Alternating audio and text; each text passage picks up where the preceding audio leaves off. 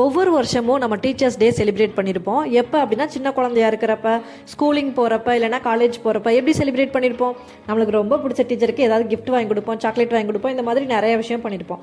இப்போ நம்ம எப்படி செலிப்ரேட் பண்ண முடியும்? இப்போ எல்லாருமே ஒரு பொசிஷன் போயிட்டோம், எல்லாருக்கும் ஒரு வேலை இருக்குது. இப்போ எப்படி நம்ம செலிப்ரேட் பண்ணுறது? நம்மளால் செலிப்ரேட் பண்ண முடியாது. பட் ஆனால் அதுக்கு பதிலாக நம்ம லைஃப்பை என்ஹான்ஸ் பண்ணுறதுக்கு ஹெல்ப் பண்ண ஏதாச்சும் ஒரு டீச்சர் கண்டிப்பாக நம்ம லைஃப்பில் இருப்பாங்க. அவங்கள நம்ம இன்னைக்கு வந்து ஞாபகப்படுத்தி பார்க்கலாம். அந்த மாதிரி என்னோட லைஃப்பில் நடந்த ஒரு சம்பவத்தை உங்ககிட்ட சொல்லலாம் அப்படின்னு சொல்லி நினைக்கிறேன். நான் டிப்ளமோ வந்து 2 வருஷம் ஹாஸ்டலில் தங்கி படிச்சுட்டு இருந்தேன். அப்போ என்ன நடந்துச்சு அப்படின்னா, நான் வந்து ரொம்ப சேட்டை பண்ணுற ஒரு பொண்ணு தான். என்னோட கேங்கே வந்து என்ன பண்ணுவோன்னா, ஸ்டேஜுக்கு கீழே உட்காந்துட்டு கலாட்டா பண்ணுற கேங்கு தான். அப்படி இருக்கிறப்ப வந்து ஒரு நாள் மாட்டிக்கிட்டோம். பிரின்சிபல் மேம் பார்த்துட்டாங்க. பார்த்து எங்களை கூட்டிகிட்டு போயிட்டு அட்வைஸ் பண்ணாங்க. தனித்தனியாக அட்வைஸ் பண்ணாங்க. அங்கே என்ன நடந்துச்சுன்னு யாருக்கும் தெரியாது. பட் ஆனால் பேசின எங்களுக்கு இன்னும் ஞாபகம் இருக்குது. திட்டலை, பட் ஆனால் அவ்வளோ பொலைட்டாக எங்களுக்கு வந்து சொன்னாங்க. அதுவே வந்து எனக்கு ரொம்ப ஒரு மாதிரியாக இருந்துச்சு. அப்போவே நான் சேஞ்ச் ஆகணும் அப்படின்னு சொல்லிட்டு நான் முடிவு பண்ணேன். ஏன்னா அவங்கள எனக்கு ரொம்ப பிடிக்கும். அவங்கள எப்போயுமே நான் அட்மையர் பண்ணிகிட்டே இருப்பேன். அவங்க கட்டுற சாரீ கட்டுற விதமாக இருக்கட்டும், அவங்களோட ஸ்பீச், அவங்களோட ஹேர் ஸ்டைல்னு சொல்லிட்டு அவங்கள எனக்கு ரொம்ப பிடிக்கும். அதனாலே நான் என்னை சேஞ்ச் பண்ணணும்னு நினச்சேன்.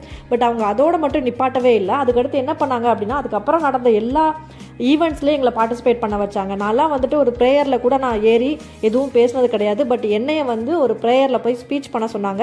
அவ்வளோ ஸ்வெட்டாச்சு, எனக்கு அவ்வளோ பயமாக இருந்துச்சு. பட் ஆனால் நான் பேசிட்டு தான் இறங்கினேன். அடுத்தடுத்து நடந்த ஈவெண்ட்ஸ்லேயும் எங்களை பார்ட்டிசிபேட் பண்ண வச்சாங்க. சோலோ டான்ஸ், குரூப் டான்ஸ் மட்டும் இல்லாமல் எனக்குலாம் தமிழில் கவிதை எழுத தெரியும்னே எனக்கு தெரியாதுங்க. நான் கவிதை எழுதி ஃபஸ்ட் ப்ரைஸ் வாங்கினேன். நாங்கள் பார்ட்டிசிபேட் பண்ண எல்லாத்துலேயும் நான் ஃபஸ்ட் ப்ரைஸ், செகண்ட் ப்ரைஸ் தான் வாங்கினோம். ஃபைனலாக அந்த வருஷம் நடந்த தமிழ் இலக்கிய விழாவில் நாங்கள், அதாவது எங்கள் டீம் மொத்தமாக ஷீல்டு வாங்கினோம்.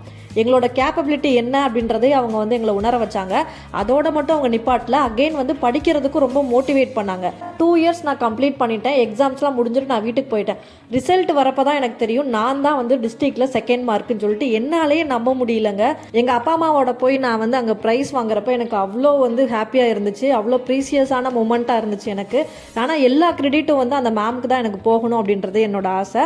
இப்போ கேட்டாலும் என்னோட ரோல் மாடல் யாருன்னு கேட்டால் நான் மணிமேகலை மேம் அப்படின்னு தான் சொல்லுவேன். அவங்களோட நேம் வந்து மணிமேகலை. அவ்வளோ போல்டாக இருப்பாங்க. எனக்கு ரொம்ப அவங்கள பிடிக்கும். ஸோ அவங்கள தான் இன்றைக்கி நான் வந்து ஞாபகப்படுத்திக்கணும் அப்படின்னு சொல்லி நான் நினைக்கிறேன்.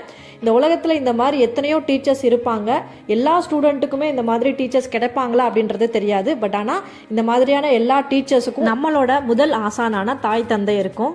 இன்னும் வந்து டீச்சர் ஆக முடியலேன்னு சொல்லிட்டு வேறு ஜாப்ஸில் இருக்கலாம், இல்லை டியூஷன் எடுத்துகிட்டு இருக்கலாம். அந்த மாதிரி இருக்கிறவங்களுக்கும் சரி, இனிய ஆசிரியர் தின நல்வாழ்த்துக்கள். Happy teachers day. நெக்ஸ்ட்டு ஒரு வீடியோவில் மீட் பண்ணுறேன்.